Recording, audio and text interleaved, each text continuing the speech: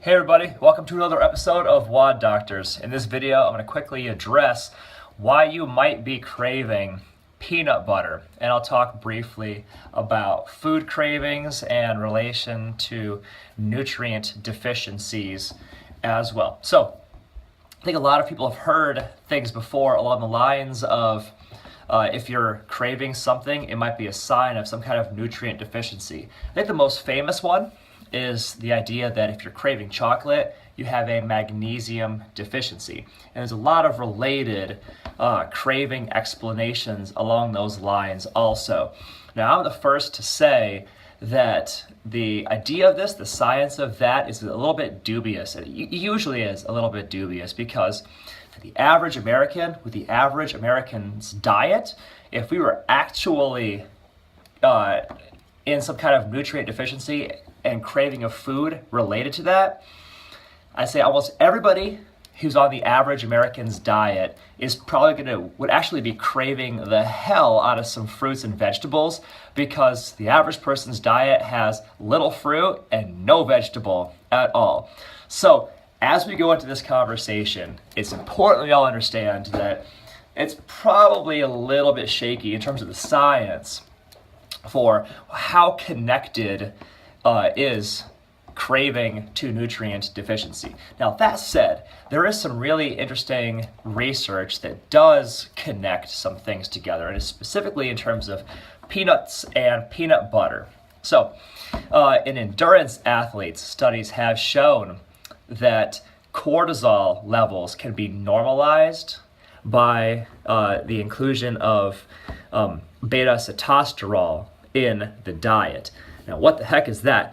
That's a plant sterol and a compound that can help to bring cortisol levels down. Now, here's why that might be important, especially if you're living like a pretty high-stress life, or if you're in a stressful time period of life. If your cortisol levels go up, well, your body might send a signal to you, a craving, for things that have beta-sitosterol in them. Interestingly, that's peanut butter or peanuts.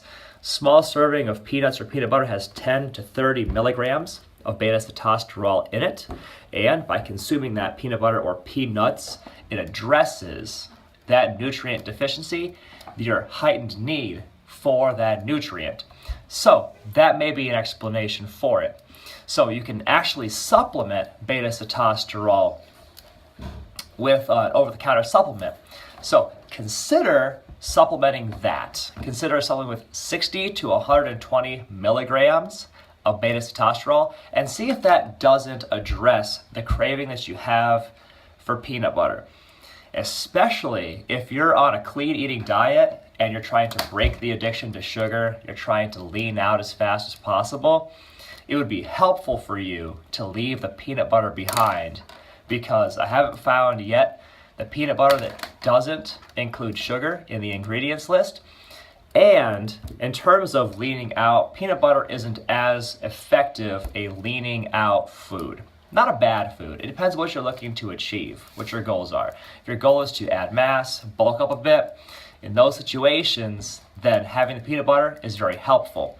Otherwise, your better bet to eat clean and lean out is leave the peanut butter behind and address the cortisol by supplementing with beta-sitosterol, 60 to 120 milligrams. If you want to learn more about this topic, check out Dr. Sean Talbot's book, The Cortisol Connection. It's really cool, and it kind of digs into the physiology of cortisol and how it affects your life, how it affects how you feel, affects your performance. You can also do some searches in scholarly magazines for the connection between beta-sitosterol and endurance athletes. And Amy Cuddy's TED Talk on power posing and how that affects your cortisol levels is another fascinating research area, another fascinating resource available for you to learn more on this topic. This has been Dr. Greg Skelly, another episode of WOD Doctors. Have a beautiful and blessed day, guys.